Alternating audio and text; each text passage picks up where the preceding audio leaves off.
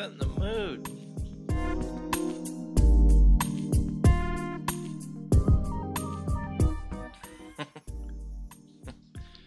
It's Oscar time.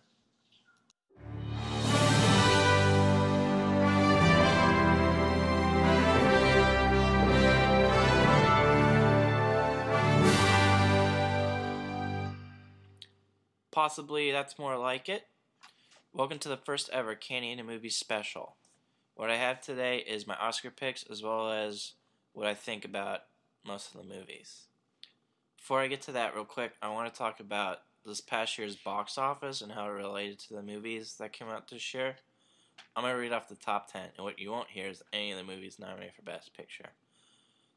Number 1 was The Avengers, number 2 was Dark Knight Rises, number 3 Hunger Games, number 4 Skyfall, 5 The Hobbit, 6 Twilight, 7 Spider-Man, 8 Brave, 9 Ted, 10 Madagascar. The first one that was nominated was 14th Lincoln, Django was 16th, Les Mis was 19th, Argo was 22nd, Life of Pi was 27th, Silver Linings Playbook was 29, Zero Dark 30 was 33, and Beasts of the Southern Wild was 132. What does it mean? I have no idea, but it's just interesting. Okie dokie, let's do it. I saw every movie that's nominated this year except for the shorts, which are hard to find online. 2 of the foreign movies, War Witch and A Royal Affair, which both look pretty good. And then 1 documentary, The Gatekeepers. So hopefully none of those win. What I've done is rank the movies from, most of them are 5 movies were nominated, so 5 to 1. So what I'm shooting for is a lot of 1s and 2s to win, and hopefully no 5s. I guess I'll begin at the bottom of the list. The sounds are there, I'm going to use them. Alright, first is writing original screenplay. Last year's winner was Midnight in Paris. This year I have 5, Flight, 4, I had Amour, 3, I had Zero Dark 30, 2, Moonrise Kingdom, and 1, Django Unchained. So I think Django's going to win if you're not caught up with how this is going to work. Next is writing adapted screenplay. This one was a lot harder to pick, I think. Last year's winner was The Descendants.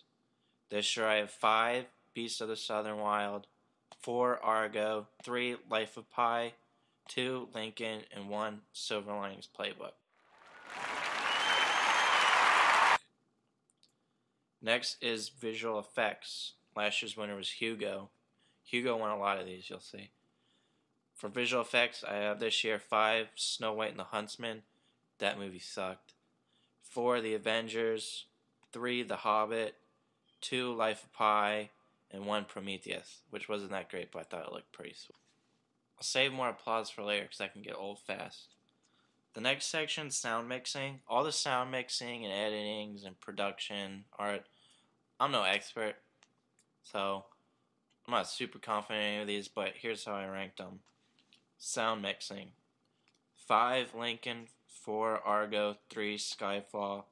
2, Les Mis. And the winner, Life of Pi.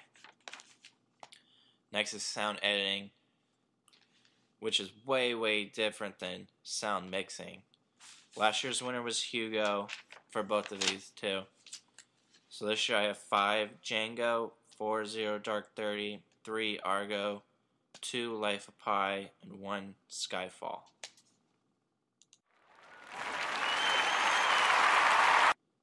Next category is short film live action, and this was the only category that I didn't see any of these movies. I did read a few of their synopses,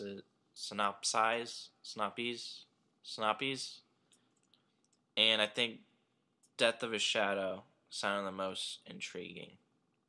Alright, moving on to short film animated.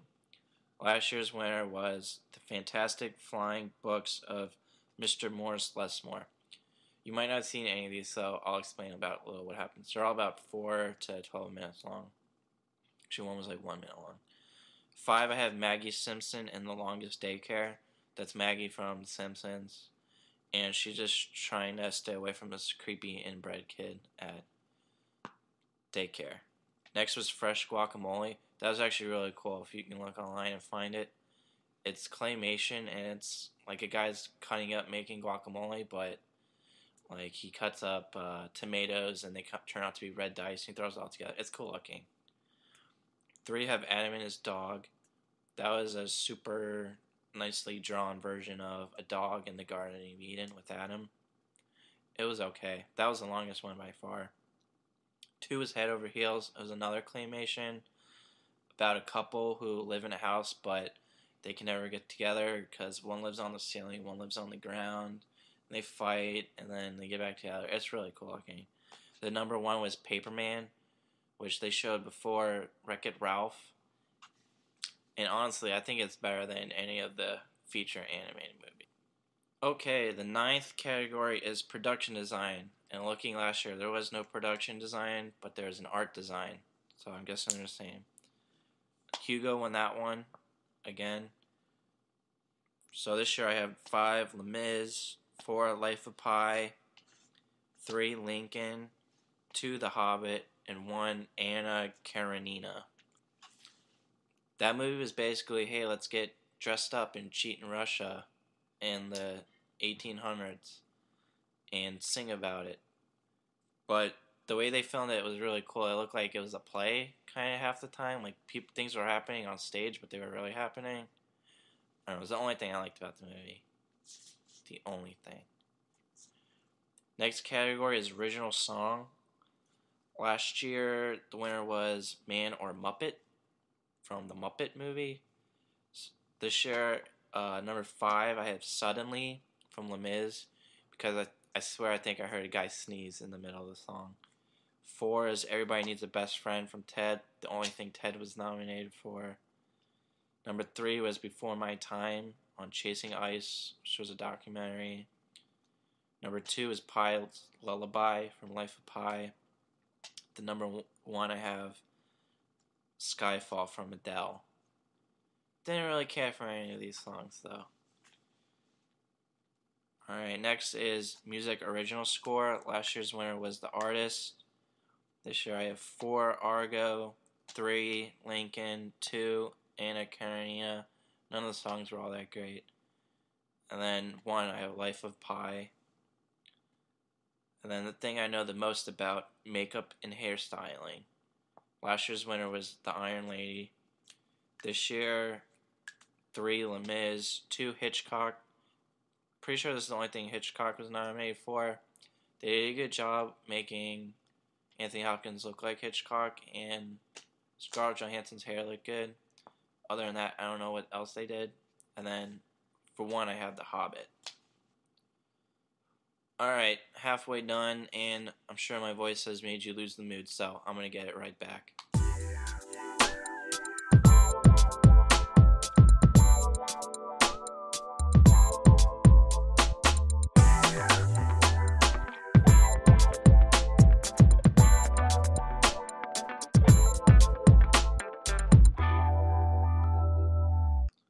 I don't know what that was, but it's time for Best Foreign Language Film. Winner last time was A Separation. This was the other one. I didn't see all of them. I didn't see War Witch or Royal Affair, so hopefully those don't win. What I do have is number 3 is No from Chile, and that's the story of how they had their first elections to overthrow the dictatorship in the 80s.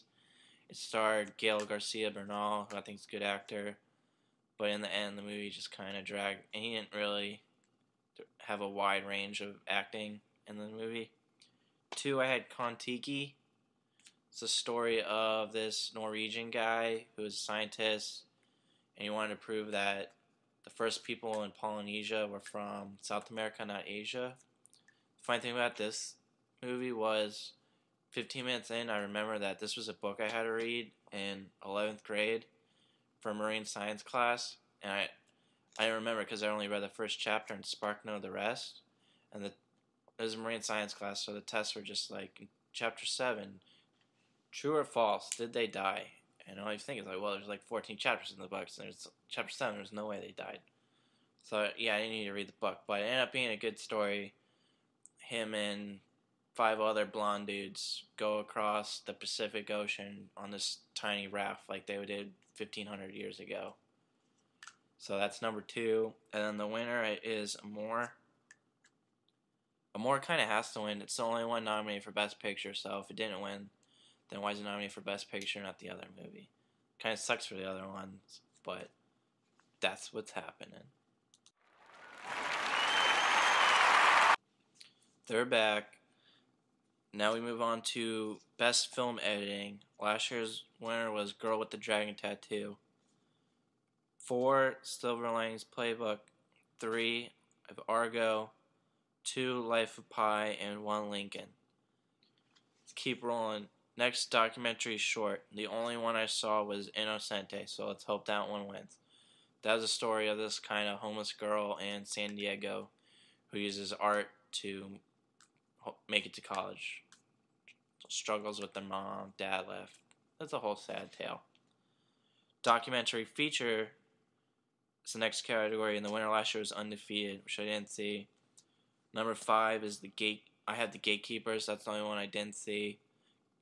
And that one's about leaders of some Israeli group. I don't exactly know. 4 is How to Survive a Plague. That's kind of different than a lot of the documentaries. There's not a ton of interview. It's a lot of footage put together on the account of how people tried to fight AIDS when it first came out. 3, I have The Invisible War. That's a movie. I didn't know what it was about before I watched it, and it's just all about women and dudes getting raped in the military. Like 200,000 since 1991. 2, I have 5 Broken Cameras. And number 1, I have Searching for Sugarman. Let's go back a little bit. 5 Broken Cameras is about how a small Palestinian town's kind of basically invaded by Israel, which is different for me. I don't know why, maybe it's the way in the news, but I always hear Middle East fight. I always think, go Israel. But this time, you really feel bad for these poor villagers who had a wall put through the middle of their town. Maybe the best part about it, along with The Invisible War, is really good dramatic documentaries, I think, should make you feel like you want to jump in the movie and try to help the people. Like, I want to jump in the middle of Invisible War and help those chicks out. And then what made Searching for Sugarman number 1 is the last 45 minutes of it are great. I think anybody will like. It's about a dude who made a couple of CDs from Detroit, and no one in America has ever heard of him, but somehow a CD got to South Africa and it became kind of the people's outcry for how they were feeling. And so he's huge in South Africa, but he had no clue, and then it spent forever to find him. If they would have just found him at the beginning of the movie, it would have been a lot better. Anyway, Best Director. Last year was won by the guy who did The Artist. This year I have 5. The guy who did Beasts of Southern Wild, no idea how to say his name. 4, I have Spielberg for Lincoln. 3, I have Michael Haneke. I don't know how to say his name. I do know I've seen 4 of his movies now, and they're all pretty solid. Number 2, Ang Lee for Life of Pi, and then number 1, I have David O. Russell for Silver Linings Playbook. Best Costume Design, last year The Artist. This year I got 5, Lincoln. 4, Snow White and the Huntsman. I know I said that movie sucked before. You would think it's the girl from Twilight, Snow White. I haven't seen any of the Twilights, but it always seems like she's spending her time in the woods, so Snow White lives her whole life in the forest. Sounds like a perfect match, but it's not. And then Charlize Theron's the queen, and she went wild with the overacting. Anyway, moving on. 3, Anna Karenina. Still don't know if I'm saying that right. 2, Mirror Mirror. Movie also sucked, but the good costumes, I guess. 1, I have Les Mis, and it hurts me to say, because that movie was not for me. Alright, 2 more and then another break. For Best Cinematography, last year it was Hugo. This year I have 5, Django. 4, Anna Karenina, again, because probably the really cool stage-looking shots. 3, Lincoln. There's some really good fade-ins and fade-outs during his story time speeches. 2 Life of Pi, all the luminescence and the island, and just like, all the time you spent at sea looked great. Then 1 Skyfall. I just thought Skyfall looked beautiful. Skyscrapers, the Chinese casino. I think it was in Macau. The casino with all the lights. I thought Skyfall looked great. Animated feature film. Last year was Rango. This year I have 5 Frankenweenie. Frankenweenie's basically Nightmare Before Christmas 2. Same kind of art, but not good. Number 4, I have The Pirates! Band of Misfits. There just wasn't any swashbuckling until the very end. Did not care for it. Number 3, Paranorman. Paranorman was pretty good. 2, Wreck-It Ralph, which is really good. I actually saw it. One of the few movies I saw in the movie theater this year. And then 1 was Brave. Brave wasn't amazing or anything, but it was good enough to win, I think. Alright, another break.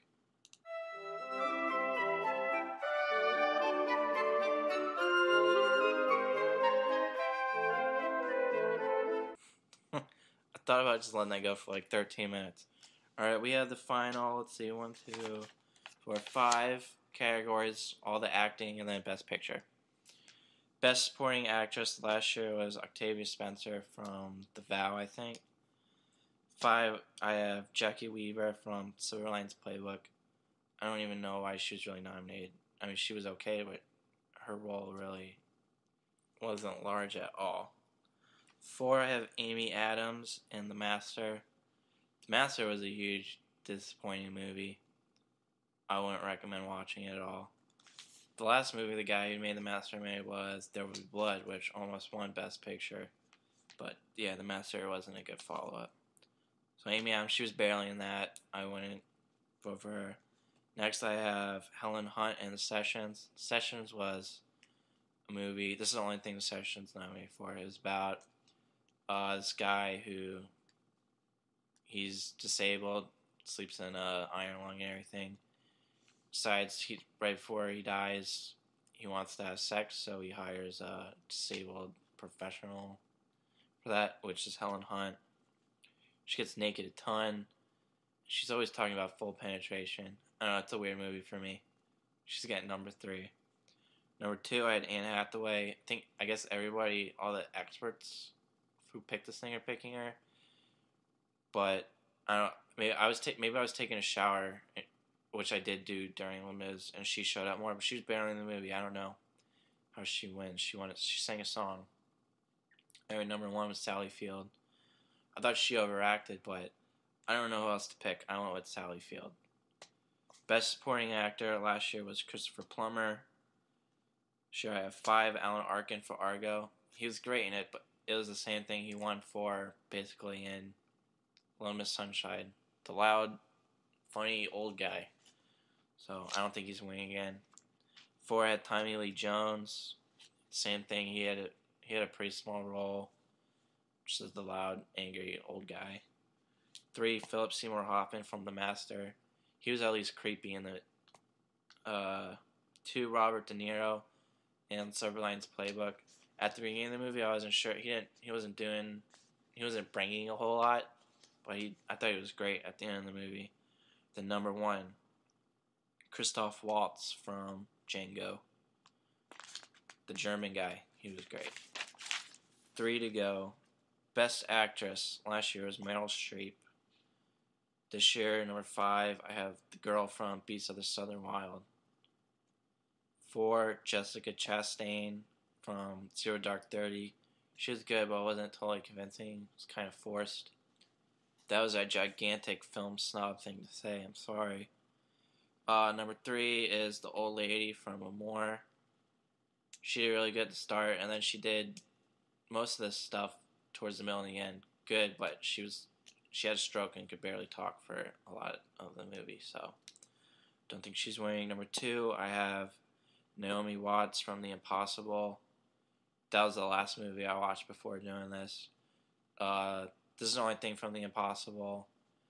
The movie's her and her husband, Obi-Wan Kenobi, and their 3 kids hanging out at resort in Thailand when a giant tsunami comes and it's them all trying to get back together. And you'd think Naomi Watts, wet in a tsunami all movie, sounds great, but she spends most of the movie in the hospital, dying. Number 1, Best Actress, I have going to Jennifer Lawrence.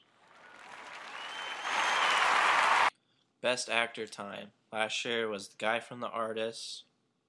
This year I have 5, Bradley Cooper from Silver Linings Playbook. 4, Denzel Washington from Flight. I don't think I talked about Flight before. Flight was basically Denzel Washington all coked up, flying a plane, barely saving it from crashing and killing everybody. A few people die, then he goes on trial for being drunk and flying a plane. Along with that, he also plays the role of a bad dad and ex-husband. 3 is Joaquin Phoenix from The Master.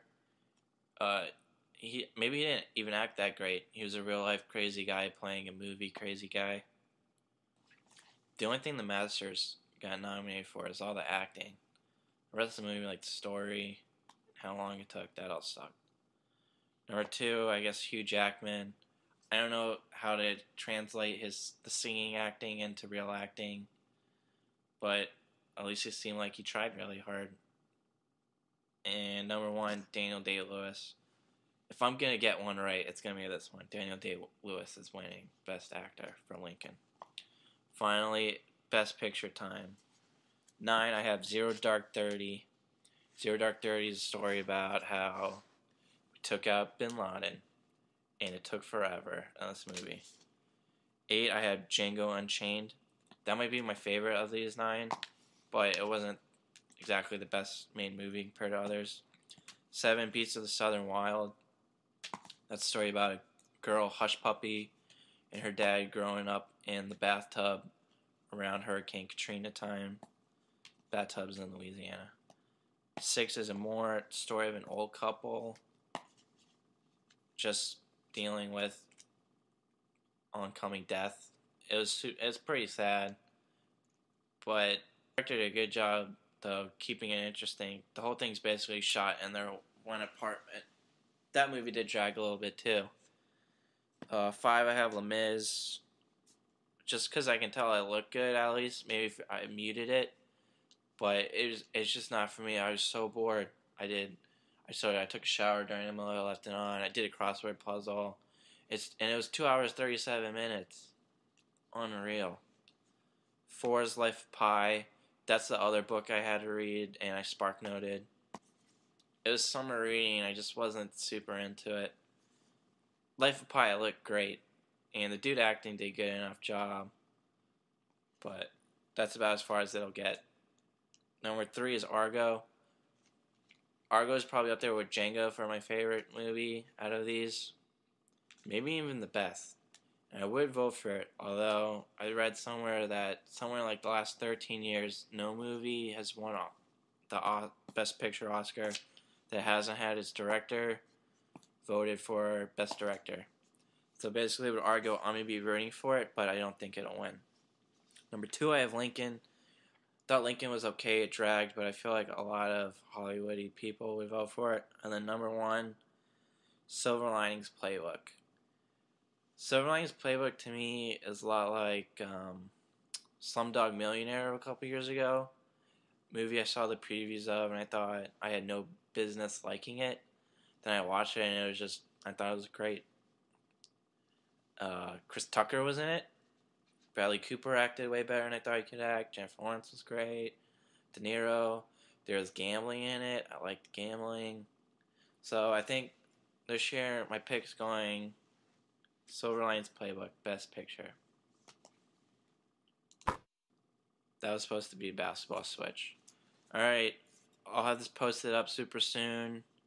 I'm going to do another year review podcast, and I'll probably get back to writing because I think that's better. But anyway, if you listen, thanks for listening. Adios.